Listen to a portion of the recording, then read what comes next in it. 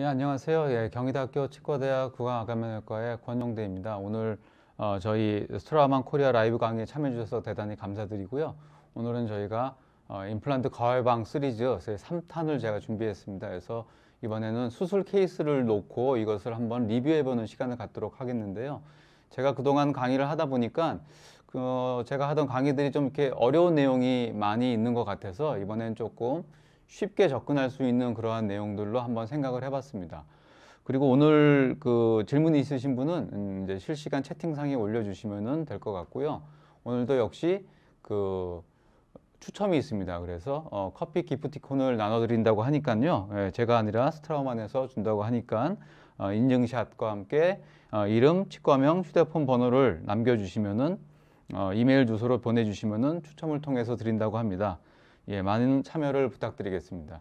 예, 그럼 저희 이제 강의를 시작할 건데요. 오늘 할 주제는 디센스 디펙트에서의 GBR을 동반한 동시 식립에 대해서 말씀을 드리고자 합니다. 그래서 이러한 강의를 하게 된 어떤 이유는요. 제가 이제 학생들을 가리키다 보니까 학생들이 저희 이제 임플란트 수술방에 들어와서 이제 견학을 하는데 실질적으로 수술 필드를 보기가 좀 어려운 점을 발견을 했어요. 그래서 저희가 이제 강의용으로 이제 사진을 찍다 보니까 수술이 끝나고 이제 환자의 엑스레이와 함께 이제 그 사진들을 막 찍은 것들을 보여주면서 이제 이게 왜 이럴 때 사진을 찍었는지, 이런 경우에 어떻게 하는지, 왜 이렇게 했는지에 대해서 한번 되짚어보는 그러한 시간을 가져보니까 학생들에 대해서 좀 많은 교육이 될 수도 있고 학생들의 피드백이 역시 좋았던 기억이 있었습니다. 그래서 좀 그런 형식으로 강의를 한번 간단하게 진행하면 어떨까 해서 시작을 하게 되었습니다. 그래서 오늘 보실 케이스는요, 이제 GBR이라고 아까 말씀드렸는데요. 보시면 그냥 이렇게 베이스는 비교적 괜찮은데, 이제 본 디펙트가 비교적 심한 이러한 결손부가 되겠습니다. 그래서 대략 뭐 이러한 형식으로 우리가 임플란트를 하나 식립을 해야지 하라는 그러한 계획을 갖고 있었고요. 하나 다행인 것은 인접 치아의 치조골 레벨이 그래도 괜찮다라는 것들이 이 케이스에 좀 유리한 부분으로 작용을 하게 되었습니다. 그래서 이제 플랩을 열었을 때 이제 그런 모습인데요. 보시면은 보면 약간의 보니 브릿지가 조금 남아 있고요. 여기 좀 뭐 이제 치조골이 내려갔습니다만은 그래도 여기 이제 인접 치아의 치조골 레벨이 어느 정도 있는 걸 볼 수가 있어요. 그래서 이제 인접 치아의 치조골 레벨이 있으니까 내가 여기 임플란트를 심을 수가 있겠다. 만약에 여기 있는 치조골까지 다 무너졌다 그러면은 아무래도 본 레벨을 올리기가 어려우니까 쉽지 않은 상황이 되었을 것 같습니다. 한 가지 안 좋은 점은 여기 이 케이스에서 팔레이트 쪽에 이렇게 별로 뼈가 없다는 거, 이런 것이 조금 하나의 문제점이었고요. 그래서 이제 플랩을 좀 더 열고 이제 그 임플란트 드릴 홀을 저희가 이제 프랩을 했습니다. 조금 더 열었더니 더 잘 보이는데요. 팔라탈 사이드에 이렇게 본 디펙트가 있습니다만 인접 치아의 치조골 레벨이 이렇게 잘 살아있기 때문에 저희가 이 안에다가 고리식을 하는데 별로 문제가 없다. 고리식 하는데 별로 문제가 없을 것 같아요. 만약에 이게 다 내려가서 이게 없어졌다. 그러면은 조금 복잡한 케이스가 될 겁니다. 뭐 인접한 치아를 같이 뭐 전략적으로 발치할 것이냐에서부터 여러 가지 고민이 필요한 상황이 될 것 같습니다만 다행히 그렇게 어렵지 않은 그런 케이스로 다가왔습니다. 그래서 이제 임플란트를 뭐 쉽게 식립을 했는데요. 이렇게 보시면은 식립됐고 여기에 이제 디센스 디펙트가 이렇게 쫙 이렇게 나와 있는 것들을 볼 수가 있죠. 저희가 판막은 이쪽에서 이쪽에 그 라인 앵글, 디스탈 쪽에 라인 앵글에서 이렇게 가다가 좀 바깥으로 나가는 이러한 형태로 했습니다. 그래서도 이렇게 이런 식으로 했습니다.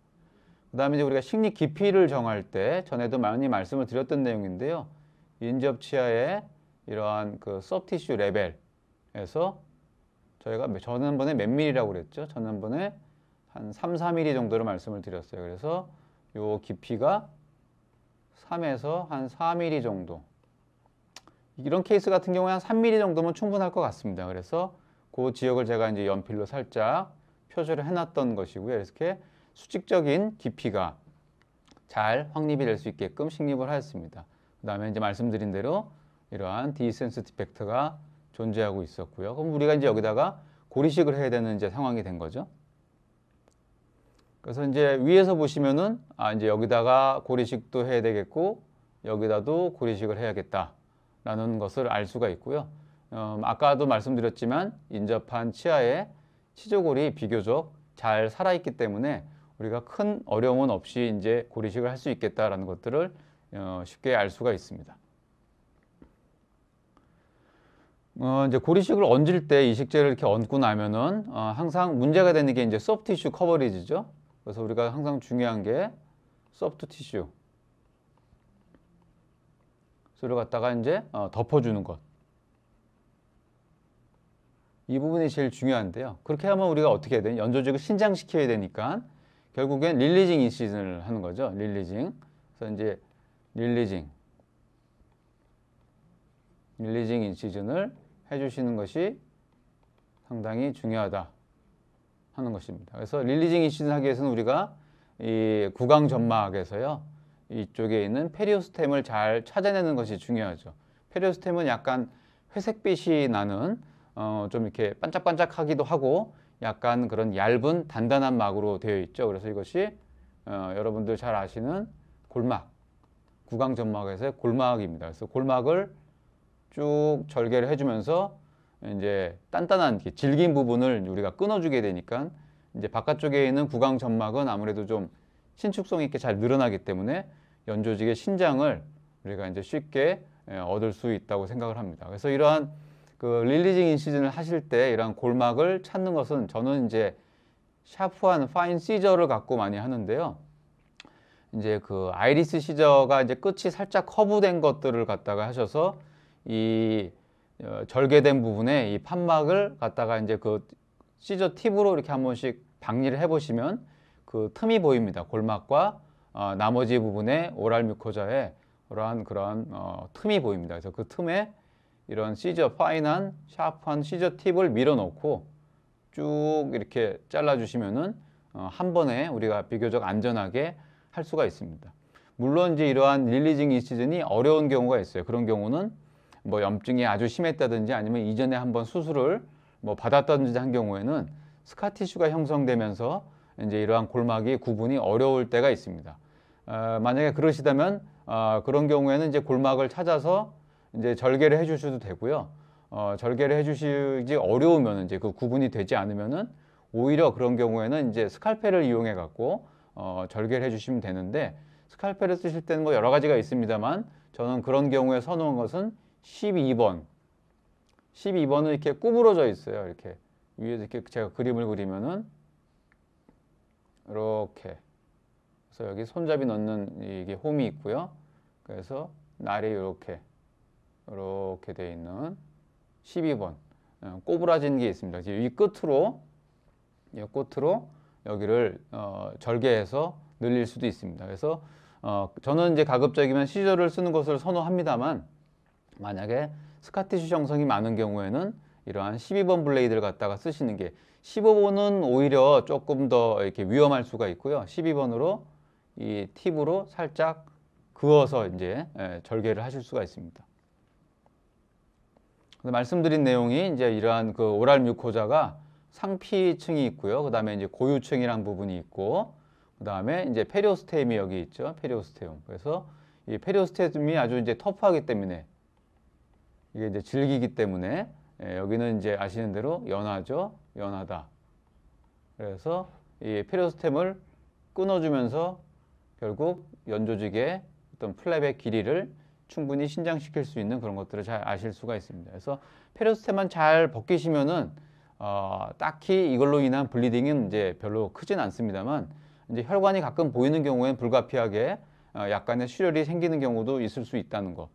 특히 이제 연세가 많이 드신 분 있잖아요. 한 70세 이상의 노인분들은 이제 이러한 수술을 할 때 수술 당시에 별로 피가 나지 않았음에도 불구하고 이후에 좀 멍이 드는 경우들이 있습니다. 그러니까 좀 연로하신 분들, 특히 이제 여자분들 그런 경우에 수술하실 때는 수술 당시에 출혈이 별로 없더라도 이제 환자분에게 이제 이후에 지금은 피가 나지 않습니다만 멍이 다소 드실 수 있다라는 것을 미리 좀 말씀해 주시면은 훨씬 더 나으실 것 같아요. 그래서 이제 그러한 부분 수로 관리에 있어서 한번 생각을 해보시면 좋을 것 같습니다. 그래서 이제 이렇게 벌리게 되죠. 이렇게 보면 이제 페리오스템이 끊어져서 그 생긴 틈으로 이건 이제 블런트 다이섹션을 저희가 이제 하는 거예요. 블런트 다이섹션. 아까는 이제 샤프 다이섹션이죠.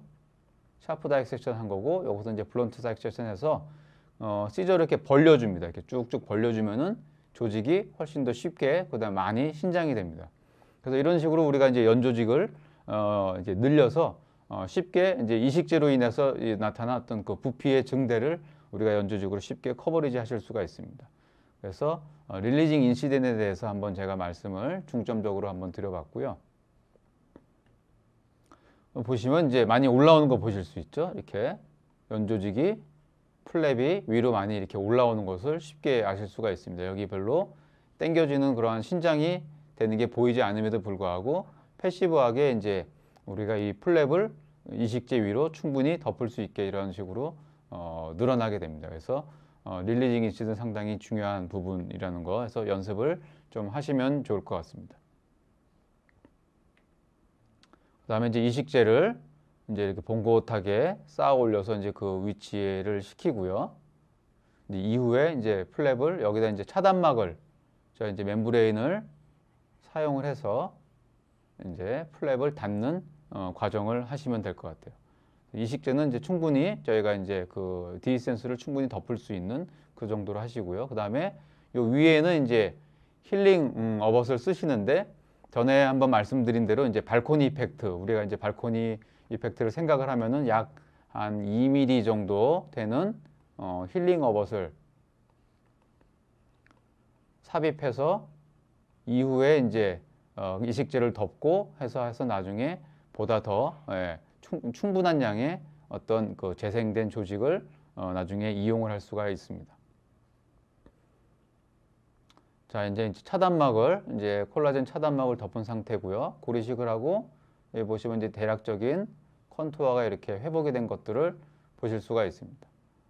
그래서 이제 콜라겐 멤브레인 통상적으로 쓰시는 이런 것들을 쓰시면 좋고요. 뭐 여러 가지 회사에서 나와 있습니다만 저도 여러 가지 쓰고 있는데 이제 스트라만에서는 뭐 제이슨 멤브레인이라고 하는 그러한 재료들이 나와 있습니다. 그래서 각자 취향에 맞는 많이 경험해 오신 그런 것들을 쓰시면 될 것 같습니다. 그 다음에 이제 그 핀이 없이 이제 저희가 그래프트를 했어요. 전에 지난번 강의를 보신 분은 알겠지만 제가 이제 그 몇 군데에 이제 핀을 박음으로써 그래프트를 갖다가 잘 한 군데에 위치시키는 거에 대한 내용을 말씀드린 적이 있었는데요. 이제 그런 것처럼 이것도 물론 이제 핀을 넣으면은 제일 좋을 것 같아요. 근데 핀을 넣으면 좋겠지만 이 경우에는 핀을 넣기가 어려웠어요. 아까 보시는 대로 팔라탈 쪽 사이드가 많이 무너져 있었기 때문에 팔라탈 사이드에 고정을 할 핀이 없었고 그렇기 때문에 여기서는 핀 고정에 의한 어떤 고리식재의 어떤 그 유지보다는 다른 방법으로 이제 하기로 하였습니다. 그래서 보시면 이제 고리식재가 이렇게 올라가 있고요. 이제 이쪽에 인시즌 라인을 이쪽 디스탈 여기 이쪽에 있는 이 인접치아의 매지알 여기서 매지알이겠죠. 매지알의 라인 앵글에서 약간 이렇게 다이버전트하게 퍼지는 방향으로 인시즌을 하고 여기서도 이런 식으로 이렇게 인시즌을 했습니다. 그래서 이쪽에 우리가 이제 슈처를 하면은 이제 앞뒤로 그러니까 매지알이나 디스탈 쪽으로 이식제가 눌려서 퍼지는 현상은 여기서 잡을 수가 있습니다. 만약에 플랩이 많이 익스텐전 되었다고 그러면 아무래도 좀 퍼질 가능성이 크겠죠. 그렇지만 이거는 이제 싱글 투스 플레이스먼트고요.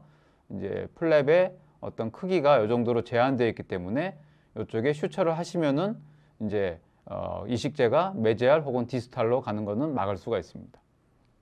그렇다면 이게 아래로 내려가는 게 이제 결국은 제일 문제가 되는데요. 그럼 이렇게 아래로 내려가는 혹은 뭐 위로 올라가는 이러한 그 상하 간의 어떤 디스플레이스먼트는 우리가 어떻게 잡을 것인가. 워낙에는 여기다 이제 핀을 박아주면은 제일 좋은데 이제 그건 어렵죠. 그렇다면은 이제 이런 경우에는 연조직의 다이섹션 이제 우리가 연조직을 다이섹션해서 그 고리식재가 들어갈 어떤 포켓 형태로 만들어주면 될 것 같아요. 이제 그게 무슨 말씀이냐면은 저희가 여기로 이제 절개를 했잖아요. 그러면은 여기는 골막이 아직 뼈에 붙어 있는 부분이죠. 이쪽은 골막과 뼈가 이제 치조골이 부착이 되어 있는 부분입니다. 그러니까 이제 페리오스텔 이제 리플렉션이 되지 않은 부분의 경계죠. 거기에 이제 바로 위에 페리오스텔 릴리징 인시즌을 하시는 거예요. 여기가 이제 바로 위에다가 여기에 이제 릴리징 인시즌. 그러면 이제 요를 기준으로 해서 이 부분이 이제 이렇게 수직적으로 늘어나게 되는 거죠. 이렇게 여기는 계속 붙어 있는 거예요. 그러니까 이제 이 부분 골막과 치조골이 부착되어 있어 아직 그 페리오스텔 리플렉션이 되지 않은 이 경계를 잘 설정을 해주시면은 이제 여기가 떨어지지 않았기 때문에 고리식재가 이 상태에서 아래로 많이 내려가지 않고 유지가 될 수가 있습니다. 만약에 이제 이거를 우리가 좀 연조직을 쉽게 덮게 하기 위해서 골막 박리를 갖다가 이제 아주 광범위하게 했다라고 하면은 이 골막과 치조골이 부착된 부분이니까 골막이 올라가지 않은, 떼지지 않은 부분이 많이 저 위로 올라가 버리면 이제 여기가 떨어지면은 그 아래 베스티블 쪽으로 이제 고리식재가 이동하기 때문에 여기에 이제 골막을 들어주는 부분을 갖다 제한적으로 하는 거죠. 그래서 골막을 치족을 해서 들어올려 갖고 연조직을 많이 확보하는 것이 아니라 여기는 제한을 두고요. 여기서 릴리징 인시즌을 하셔 갖고 요 부분으로 인해서 늘어나는 부분으로 우리가 주로 플랩을 덮어준다라는 개념으로 접근하시면 됩니다. 무슨 말씀인지 아시겠죠? 그러니까 이 페리오스텔 리플렉션을 너무 광범위하게 하면은 베스티블 쪽으로 고리식재가 이동할 거기 때문에 거기는 잡아주고 그 다음에 그 위쪽에서 릴리징 인시즌을 하셔갖고 이제 벌려주는 조직을 늘려서 고리식재를 덮어주는 그런 형식으로 하게 되는 겁니다. 그래서 여기를 잘 유지하시면 골막과 치조골이 부착되진 이런 부분, 그러니까 페리오스테알 리플렉션의 어떤 그런 범위를 갖다가 범위를 제한한다는 거죠. 제한함으로써 고리식재가 베스티블로 내려가는 것을 막을 수 있다. 그것입니다. 자, 그 다음에는 이제 이거는 뭐 옵션인데 하셔도 되고 안 하셔도 되는데 저는 이제 포제로 바이크릴을 쓰셔갖고요. 뭐 어떤 다른 걸 하셔도 되는데 저는 그냥 포제로 바이크릴을 씁니다. 그래서 흡수성을 써서 이쪽으로 리드를 통과시켜서 이쪽에 있는 어떤 소프티슈, 이제 어떤 서브뮤코자 같은 소프티슈를 물고 파샬로 물고 이쪽으로 다시 나오는 거죠. 그래서 슈처를 해주시면은 이 플랩이 위로 자연적으로 당겨지게 돼 있어요. 플랩이 자연적으로 위로 올라오고 마진을 이제 우리가 모아서 슈처할 때 이제 나중에 나일론 같은 그러한 슈처를 하실 때 거기에 부분에 텐전이 덜 걸리게 합니다. 이제 왜냐하면은 이제 이 바이크릴이 텐전을 1차적으로 먹기 때문에 이제 이후에 이제 그 나일론 같은 걸로 이제 뮤코자를 슈처하실 때 그 텐전이 덜 받게 되는 거죠. 저는 그래서 이거를 이제 텐전 브레이커라는 말로서 이제 제가 하나 만들었는데요. 그래서 이런 식으로 흡수성 봉합사를 통과시켜서 플랩의 서브 뮤코자 부분을 파셜로 떠서 반대로 돌아 나오시면은 그다음에 여기서 매듭을 만들게 되면은 이제 이 플랩이 자연적으로 이쪽으로 올라온다는 거죠. 그래서 뮤코자 쪽에 이러한 나일론 등을 이용한 슈처를 하실 때 훨씬 더 편하게 그다음에 텐전 없이 하실 수 있다라는 그러한 팁으로서 요 텐전 브레이커 슈처를 하나 잠깐 말씀을 드렸습니다. 그래서 요거 부분이고요. 그래서 여기서 이제 포제로 바이크릴 같은 거, 뭐 흡수성 봉합사를 쓰시고 이제 플랩의 서브 뮤코자 쪽을 뜨신다는 거. 그 다음에 이것이 이제 텐전을 감소시키는 그러한 역할을 해서 뮤코자 슈처가 훨씬 더 용이하고 이제 운도가 좀 덜 벌어지게 할 수 있다라는 그러한 내용을 말씀을 드렸습니다.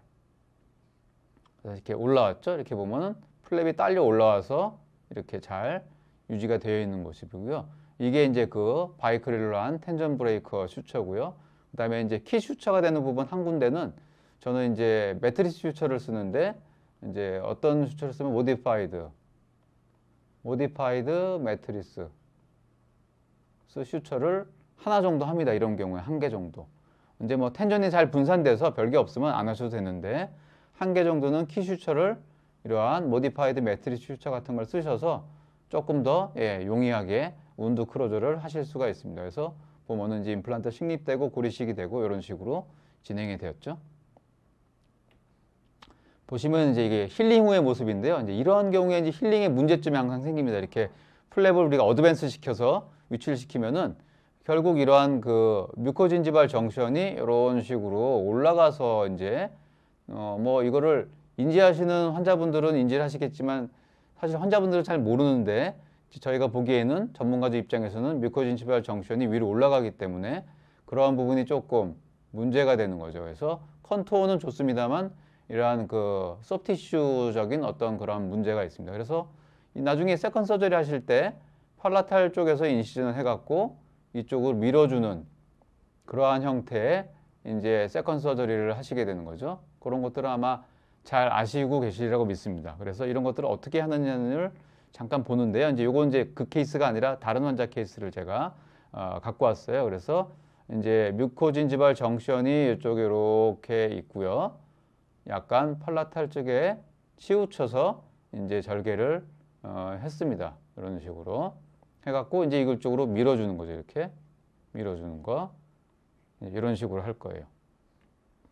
그래서 이제 슈프라 페리오스탈 다이섹션을 하시는데 파셜 시크니스 플랩 흔히 얘기하는 이제 파셜 시크니스 플랩을 만들어서 보시면은 여기 이제 힐링 어벗이 살짝 비쳐 보이고 여기서 이제 그나마도 묻혀서 잘 안 보이죠. 그래서 파셜 시크니스 플랩을 형성하셔서 이렇게 하시고요. 그 다음에 여기는 이제 그 페리오스테움에 해당되는 어떤 남아있는 연조직을 이쪽 플랩에 이제 묶어주는 거죠. 플랩에 묶어주는 형식으로 해서 우리가 흔히 얘기하는 이제 에피칼리 포지션드 플랩을 이제 이렇게 형성을 하는 겁니다. 그래서 에피칼리 포지션드 플랩을 해서 이러한 뮤코진시발 정션의 변화를 갖다가 나중에 되돌려주는 방법을 쓰시면 좋습니다. 그래서 이러한 슈프라 페리오스탈 다이섹션, 소위 파셜 시크니스 플랩을 만드는 것이 상당히 중요한 부분이고요.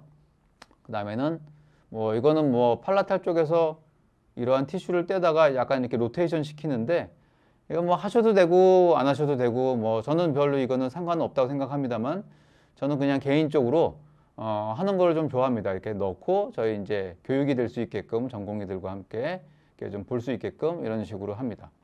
그래서 이런 거 하실 때는 여기도 역시 파셜 시크니스로 제껴 되기 때문에 이런 경우엔 대개 저희가 이제 15번 블레이드 있죠. 15번 블레이드 흔히 쓰는 15번 블레이드가 보시면은 이 날에 해당되는 부분, 이 날에 해당되는 요 두께의 폭이 한 1mm 정도 돼요. 여기 한 1mm. 그래서 요게 잠기는 정도. 이거보다 좀 덜 잠기면 좀 그렇고요. 이거보다 요게 좀 조금 더 잠기는 정도를 하시면은 이제 요 정도의 플랩을 파셜 시크니스 플랩을 형성을 하셔서 이렇게 해줄 수가 있습니다. 뭐 요거는 이제 아까도 마찬가지예요. 이제 여기서 에피컬리 포지션드 플랩을 만들 때도 마찬가지고요. 그래서 이제 가운데는 이제 이러한 그 페리오돈탈 나이프 같은 걸 써서 이렇게 포를 뜨듯이 이제 뎁스는 우리가 이제 이걸로 15번 블레이드를 하실 수가 있는데 이후에 이 플랩의 작성은 이러한 페리오돈탈 나이프를 쓰셔서 할 수도 있습니다. 그래서 이런 식으로 이제 에피컬리 포지션드 플랩을 함으로써 결국에 이제 뮤코진지발 정션이 맞지 않는 것을 이후에 이제 수정하실 수 있다. 이제 그런 말씀을 드렸습니다. 그래서 이제 여기까지 저희가 이제 짧은 케이스를 디센스 디펙트에서 이제 우리가 임플란트 식립을 어떻게 하고 고리식을 하고 고리식을 할 때 아까 말씀드린 핀을 넣지 않고 이제 하는 방법 그런 것들을 말씀을 드렸어요. 그래서 그 플랩 작성법이나 어떤 고리식이나 이러한 이후에 소프티슈 매니지까지 선생님들이 이제 능히 다 하실 수 있는 임플란트의 비교적 초심자도 조금만 이제 연습을 하시면 하실 수 있는 그러한 부분이어서 오늘 이 부분까지 알아봤습니다. 이상 여기까지 말씀을 드렸고요. 지금까지 경청해 주셔서 대단히 감사합니다. 이후에 질문이나 이런 거 올려주시면은 이후에 이제 저희가 실시간으로 채팅을 통해서 이제 간단하게 답변을 드릴 수 있는 그러한 시간을 갖도록 하겠습니다. 오늘까지 말씀드린 내용이 여러 선생님들 임상에 도움이 되기를 바라겠습니다. 감사합니다.